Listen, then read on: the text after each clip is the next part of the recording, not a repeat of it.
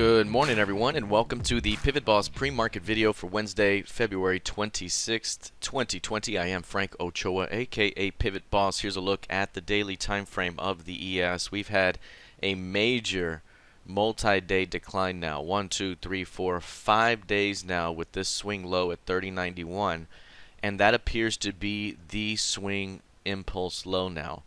It's still developing, obviously, and this thing could turn at any moment, but from the overnight low, that was a pretty aggressive overnight low with a very sharp turnaround, absorption off the 3120s developing now. And when you have an impulse sell-off of this magnitude, the tendency is to find a strong low and then look to return this back to the midpoint of that impulse move. That's 32.44 quarter.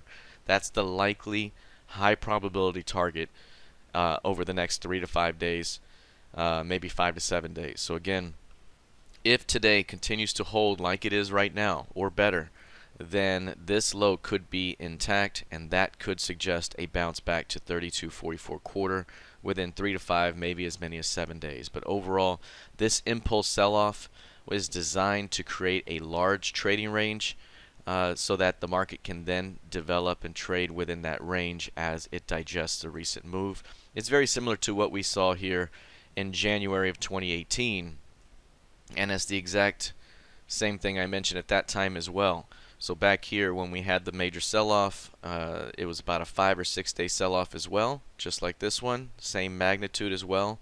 And I mentioned that size of a pullback is designed to keep prices inside that range for the foreseeable future, but we'll be able to use those edges here to fade back and forth when it approaches those points. So again, this could be the very same type of thing. We may see a lot of range-bound activity, and as long as price continues to hold above that 30.100 or 30.50 level, this thing has more upside likely ahead overall. But we could be contained within that range for quite a while, as we were the entire year in 2018. So we'll see how this develops here.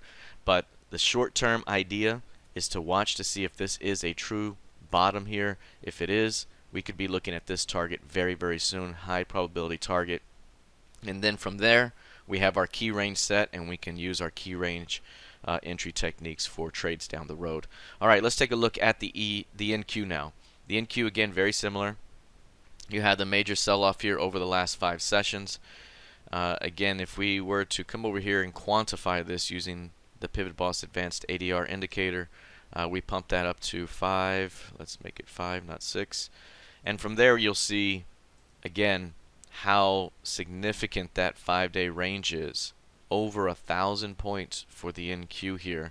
And you can see it pales in comparison to the 5-day ranges we've seen in recent market behavior. And if we go all the way back, again, you have to go far, far back to get something that even comes close to this. So today, or over the last 5 days, we've seen 1,000 points of range. Even back when we had the January 2018 sell-off, it didn't compare, not even close. When we had the October and December sell-offs, didn't come close. Here, when we had the August sell-off, nope. This is the biggest pullback we've seen in this time frame.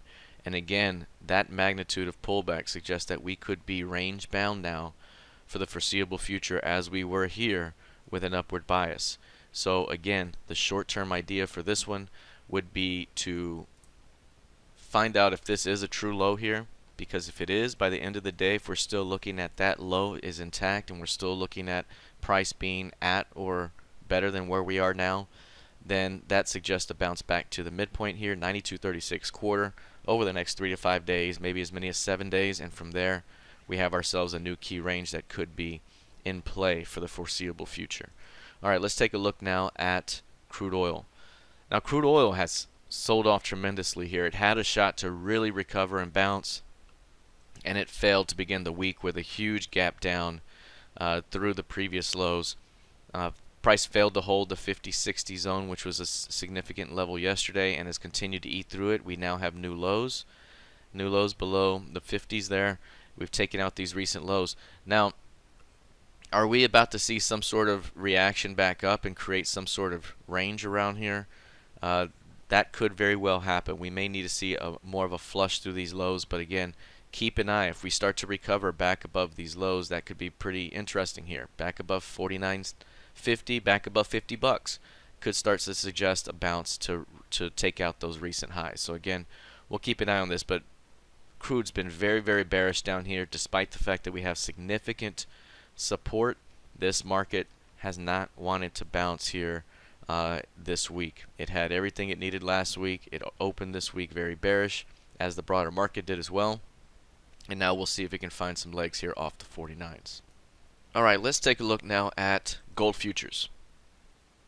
You'll see here with gold continues to be very strong overall.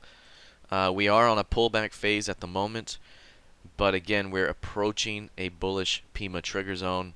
And in this up move, every time we've pulled back to that PIMA trigger zone, it's been a buy. It's been a buy. And we are approaching that zone now. We're not quite there yet. Below 1630 or 1625, you likely see that zone come into play. Again, we talked about on Monday that this could be a near-term top, and we could see a return back to 1660 with a shot to return back to the PIMA trigger zone. But as long as we continue to stay above 1600, a pullback as deep as that could be a buy opportunity for a continuation higher. Failure to hold 1600 would open up a return back down. But right now, this market has been super bullish, not expecting that much of a pullback, so we'll see how it continues to play out. All right, that is it for now. We'll see how this develops the rest of the session. Good luck, trade well, and I'll see you in the trading room. Take care.